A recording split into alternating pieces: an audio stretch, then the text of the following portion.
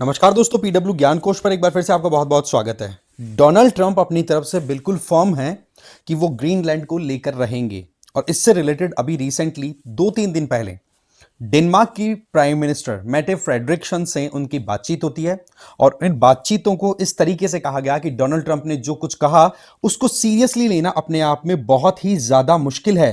But ये potentially एकदम serious बात है, बहुत ज्यादा डेंजरस बात है। क्योंकि यहां पर डोनाल्ड ट्रंप ने साफ साफ ये कह दिया कि या तो आप ग्रीनलैंड हमें दे दो, अदरवाइज फिर मैं मिलिट्री यूज भी करूंगा तो इसमें कोई अतिशयोक्ति नहीं होगी। तो यहां पर एक हिंदी की कहावत बिल्कुल लागू होती है कि जिसकी लाठी उसकी भैंस।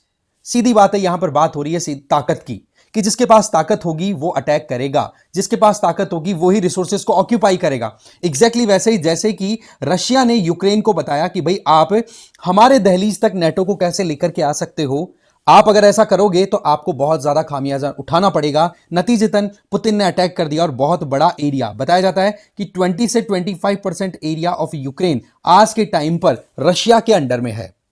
तो ऐसी परिस्थितियों में ये जो कुछ भी ट्रेंड सेट हो रहा है, जहां पर पावरफुल इंडिविजुअल्स, चाहे वो डोनाल्ड ट्रंप हो चाहे व्लादिमीर पुतिन हो, तो ये अगर काम कर रहे हैं तो फिर इसी लाइन पर चाइना भी अगर आगे बढ़ता है तो वो कोई दूर की बात नहीं होगी।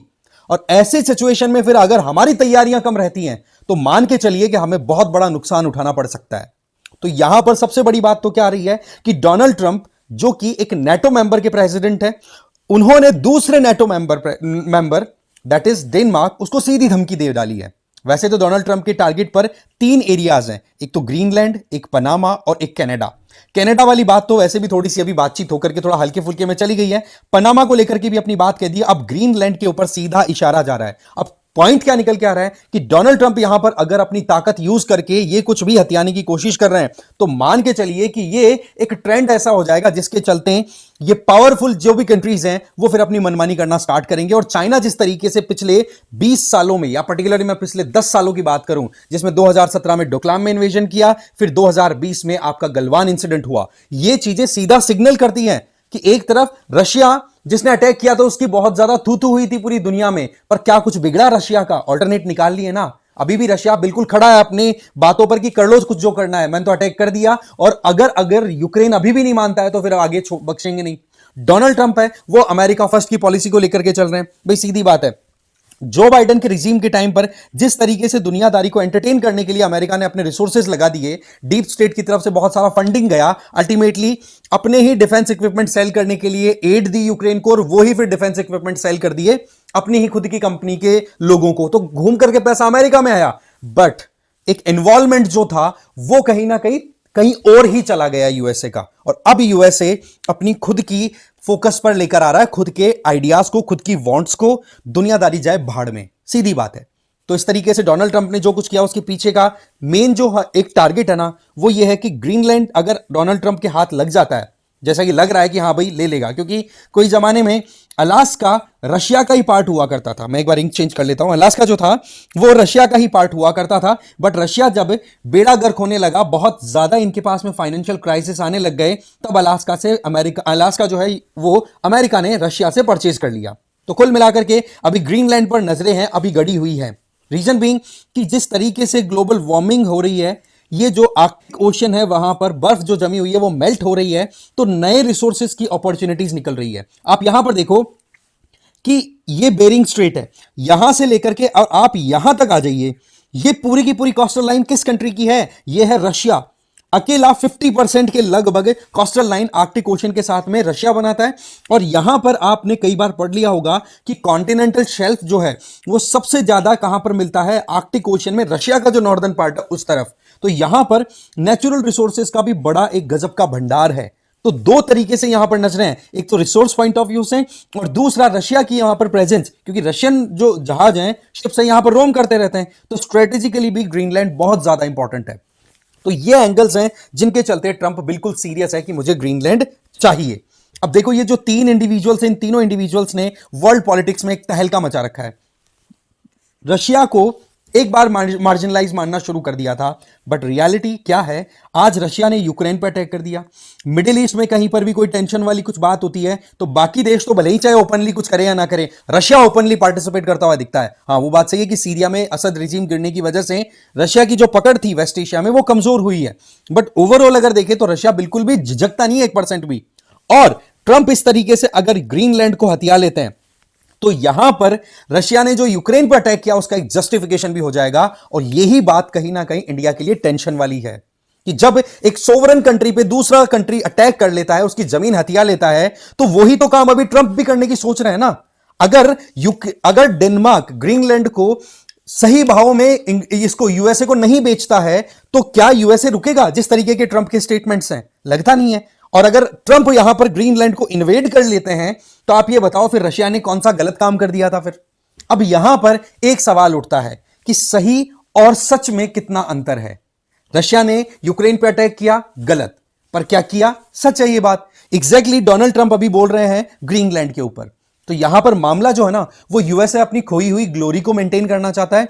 नंबर 2, आज जिस तरीके से चाइना एग्रेसिवली अपने आप की ग्रोथ इंश्योर कर रहा है, डिफेंस एस्पेक्ट में काम कर रहा है, दिन रात मेहनत कर रहा है, तो ऐसे में यूएसए को साफ साफ दिखाई पड़ रहा है कि चाइना जैसा एक बिग जाइंट हमारे अगेंस्ट में खड़ा हो रहा है। और अगर चाइना अगर खड़ा होगा तो आने वाले समय में कोई जरूरी थोड़ी ना है कि यूएसए उतना ही स्ट्रांग बना रहे जितना कि आज है। तो बोला आज जितना हम कर सकते हैं उतना आने वाले समय में नहीं कर पाएंगे, तो क्यों ना आज ही वो काम कर लें। इसीलिए टेरिटोरियल एक्सपेंशन का जो मैकेनिज्म है, जो कि हम अलग अलग एस्पेक्ट में देख चुके हैं, एक्सपेंशनिज्म, इंपीरियलिज्म, इन चीजों पर अभी एक बार फिर से पावर्स के बीच में कॉन्फ्लिक्ट स्टार्ट हो रहे हैं, जो कि बीच में कुछ समय के लिए रुका था। राइट? अब देखो, शी जिनपिंग की तरफ से हमारी तरफ आंखें उठा करके देखी जाए तो इसमें कोई दोराय वाली बात नहीं होगी, क्योंकि सीधी बात है, जिस तरीके से जियोपॉलिटिक्स आज के समय में चल रही है वहां पर ये 3 प्लेयर्स बहुत ही ज्यादा एग्रेसिव दिखाई पड़ रहे हैं।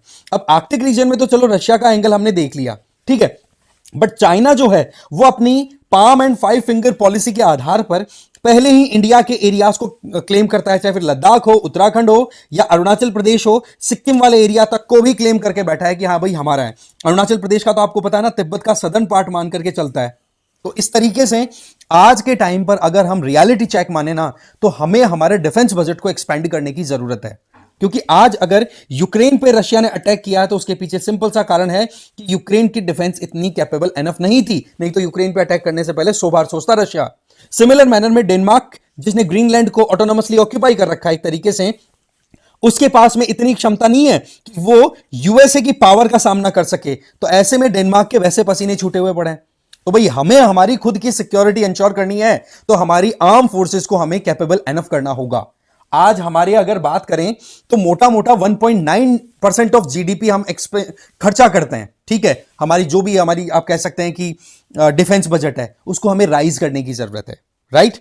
अब यहां पर आगे बढ़ूं उससे पहले एक एंगल और मैं आपको बता देता हूं कि ग्रीनलैंड जो है वो क्या चाहता है। ग्रीनलैंड बेसिकली एक ऑटोनोमस रीजन है आपके डेनमार्क वाले में, ठीक है, डेनमार्क के अंडर में।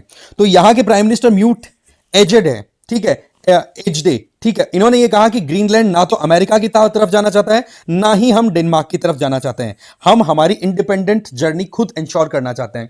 बट सच्चाई क्या है ग्रीनलैंड की कि केवल और केवल ये जो रीजन है ग्रीनलैंड का, यहां पर ही आपको मेजर पॉपुलेशन देखने को मिलेगी इनकी कन्फाइंड, ठीक है। नूक यहां की कैपिटल है। अदरवाइज ग्रीनलैंड का पूरा वास्ट एरिया बिल्कुल खाली पड़ा है क्योंकि बर्फ से ढका हुआ है, बहुत ज्यादा हार्श क्लाइमेट है, सर्वाइवल पॉसिबल है नहीं। और एक सबसे इंपॉर्टेंट क्वेश्चन यहां पर और आ जाता है कि एक नेटो कंट्री जो है उस पर कोई भी बाहरी देश अगर अटैक कर दे, फॉर एग्जांपल रशिया किसी नेटो मेंबर कंट्री पे अटैक कर दे, तो नेटो सारे मिलकर के और रशिया को काउंटर कर देंगे। बट यहां पर तो 2 नेटो कंट्री आमने सामने होकर के खड़े हुए हैं। आप ये बताओ कि क्या ये मामला चलने वाला है?